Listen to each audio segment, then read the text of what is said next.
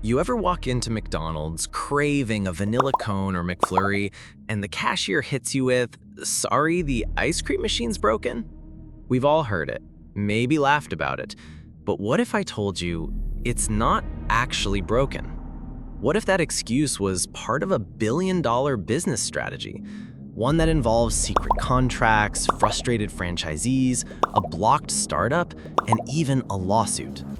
Today, we're unpacking one of the most bizarre and most real business sagas in fast food history.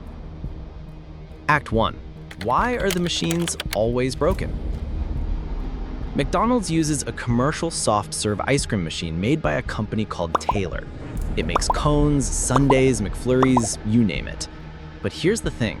These machines are notoriously hard to maintain. Every night, they run a 4-hour cleaning cycle. If anything interrupts it, like a power glitch or human error, the machine locks up and flashes cryptic error codes. Can the staff fix it? Not really.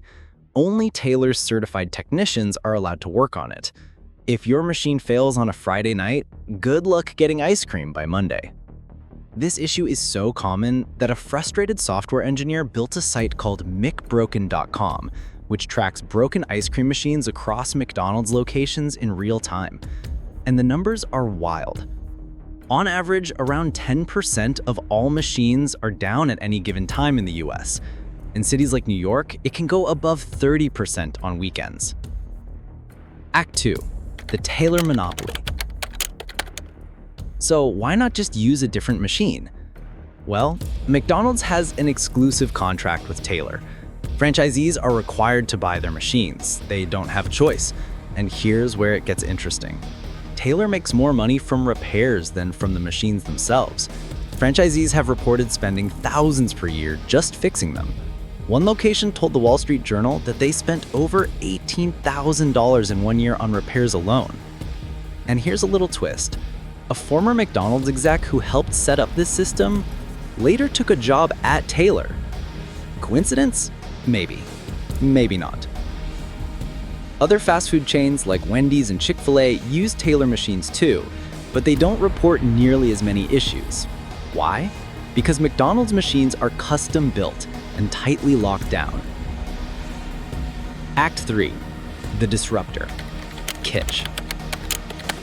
In 2019, two entrepreneurs, Melissa Nelson and Jeremy O'Sullivan, launched a startup called Kytch.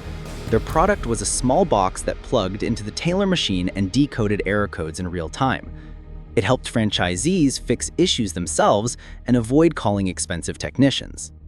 Locations using Kytch cut downtime by more than 60%. They saved money, they sold more desserts, customers were happy. But then, in late 2020, McDonald's corporate sent a warning. They told franchisees that Kytch was unauthorized, that it posed safety risks, and that it could void their equipment warranties. Most owners backed off, even if the tool was working. Act 4. The lawsuit. In 2021, Kytch sued Taylor and McDonald's. They alleged that Taylor stole their idea, reverse-engineered the device, and then launched a knockoff version with McDonald's approval. That product? It's called the Taylor Shake Sunday Connectivity System. Sounds familiar? Kytch says they were blocked out of the market. Their customers were pressured to stop using their product, and their business was crushed. Act 5. Power and control. This story is bigger than ice cream. It's about how big corporations control franchisees.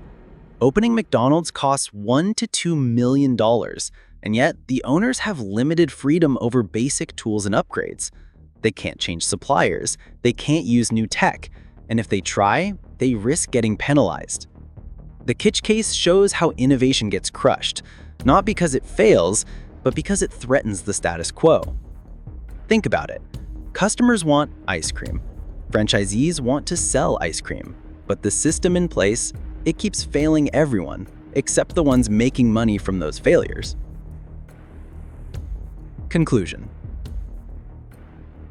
So the next time you hear, "Sorry, the machine's down," just know it might not be broken. It might be working exactly the way it was designed to.